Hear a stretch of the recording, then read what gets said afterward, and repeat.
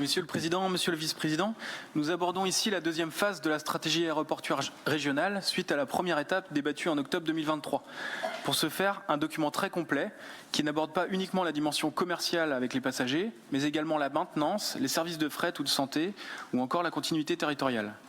Nous tenions à souligner cette qualité, notamment des cartes, car ce document est réellement informatif et nous permet d'appréhender la question sous tous les angles. Nous commencerons par rappeler que le principe même de cette stratégie aéroportuaire régionale répond à une demande de notre famille politique, a portée dès son entrée au Conseil régional en 2004. 20 ans pour que la région sorte d'une approche localiste de mise en concurrence des territoires bretons, les uns avec les autres. À l'époque déjà, nous portions un diagnostic clair. Trop d'aéroports en Bretagne et trop peu d'activités en dehors des liaisons avec les hubs parisiens, l'un entraînant l'autre. Nous avons la prétention d'affirmer que le diagnostic que nous posions dès 2004 était le bon. Localement, certains de nos élus ont même eu le courage de dire publiquement que des infrastructures qui venaient s'ajouter à d'autres, pourtant proches, étaient inutiles, tels l'aéroport de Saint-Brieuc ou celui de Quimper. Aujourd'hui, nous regrettons simplement que des décisions peut-être difficiles à assumer, mais qui s'imposaient, n'aient pas été prises plus tôt dans l'intérêt des finances publiques et du contribuable. De nombreux points du bordereau nous satisfont, et il est inutile de le dire aussi. Investir dans le solaire sur ces lieux fortement artificialisés est à souligner. De là à ce qu'on considère les aéroports comme vertueux écologiquement, il ne faut pas exagérer. Il n'y a pas d'avion vert ou d'aéroport neutre en carbone, fût-il électrique. Ni de voiture d'ailleurs. Sans vouloir jouer les jusqu'au-boutistes, il nous semble que les raisonnements ne sont pas toujours allés à leur terme. Bien sûr, chacun convient que le changement climatique impose des mesures fortes, mais on semble encore parier sur des solutions technologiques ou l'équilibre du marché pour que miraculeusement nous tenions nos engagements en matière de réduction des gaz à effet de serre. Et encore, la responsabilité du « nous » semble être imputée à l'État, si l'on en croit cette phrase du bordereau, je cite « S'il est plus que jamais nécessaire de travailler à des synergies pour optimiser les modèles, il est surtout nécessaire que l'État stratège prennent des décisions claires en matière de régulation du trafic pour limiter l'impact climatique et les nuisances et apporte ainsi de la visibilité aux collectivités sur les plateformes aéroportuaires à pérenniser. » Or, il nous semble que c'est aussi de notre ressort de savoir si nous voulons aider ou non certaines plateformes. Les chiffres le disent, nous avons toujours trop d'aéroports et aérodromes en Bretagne, le déni n'y changera rien. Vous avez vous-même donné ce chiffre en commission d'aménagement. En fait, là, vous avez donné un chiffre qui était légèrement différent, Monsieur le Vice-président. 78% des administrés de la région administrative prennent l'avion à Nantes et à Paris. À lui seul, l'aéroport de Nantes-Atlantique capte plus d'un passager sur deux en provenance de la Bretagne administrative. Seul Brest a une zone de chalandise qui lui est propre. Notre hub à nous, le premier aéroport breton, et de loin, est donc hors de notre périmètre d'intervention, ce qui complique la réflexion politique et semble susciter des réflexes du genre « il faut sauver le soldat Rennes ». Mais pourquoi faire? Il y a, selon notre groupe Braise Aglaise, 3 impensés dans ce document. D'abord, et c'est le principal, l'impensé des destinations.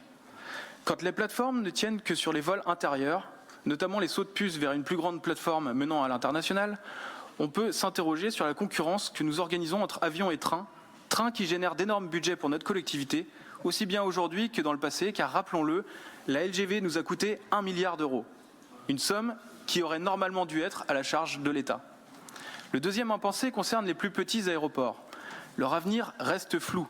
Nous y lisons beaucoup aviation d'affaires. Notre groupe considère que si de très grandes entreprises bretonnes, car c'est d'elles dont il s'agit, désirent privilégier l'avion, elles peuvent se payer l'aéroport avec. Comme le Césaire, nous regrettons l'absence de volonté de régulation de cette activité. L'aviation d'affaires, amenée à se développer visiblement, est fortement émettrice et ne contribue pas au maillage territorial.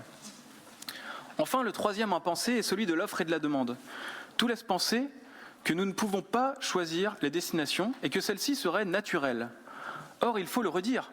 On partira au Maroc ou au Portugal parce qu'une compagnie low cost décide d'ouvrir une ligne, pas parce qu'on a envie d'y aller. C'est donc majoritairement l'offre qui conditionne la demande. L'argent public a-t-il vocation à payer les vacances de ceux qui peuvent en prendre? Nous ne le croyons pas. Dès lors, nous devons à minima essayer de spécialiser nos plateformes pour éviter les concurrences entre elles et tendre vers un aéroport de Bretagne pour filer la métaphore de port de Bretagne.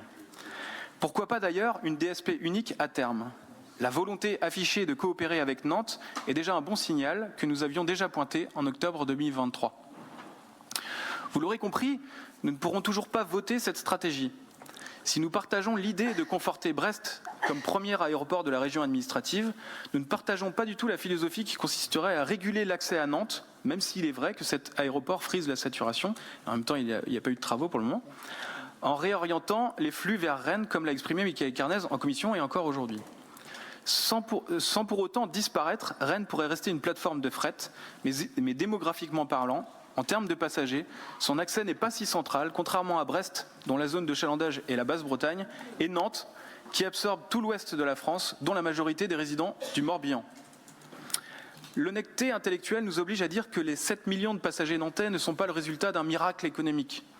Nous savons que cet aéroport d'État bénéficie d'un avantage fiscal énorme qui favorise l'implantation des compagnies et consécutivement multiplie les destinations possibles. Surtout quand, nous apprend un dossier du Télégramme, l'État décide d'alourdir l'impôt sur les petits aéroports régionaux. Vous l'avez dit aussi, monsieur le vice-président. Cette absence de coordination État-collectivité est une nouvelle preuve que le millefeuille institutionnel n'est pas un gage de gestion saine. Mais il nous semble toutefois urgent que nous ne retombions pas dans une concurrence Nantes-Rennes.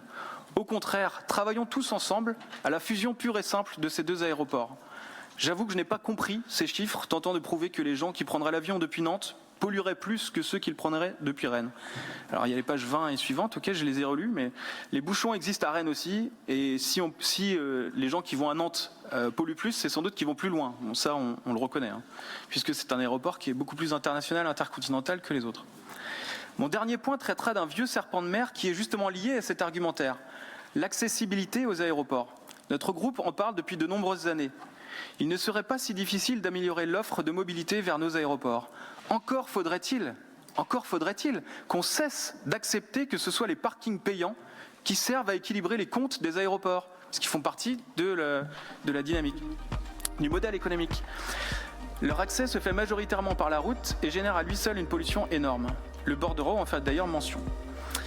Il faut donc aider les collectivités à pousser les transports publics, trains, bus, tramways, vers nos aéroports, et notamment Brest, mais aussi vers Nantes, et j'ose même dire Paris, puisqu'il est clair que les Rennais transitent par Paris pour partir à l'international.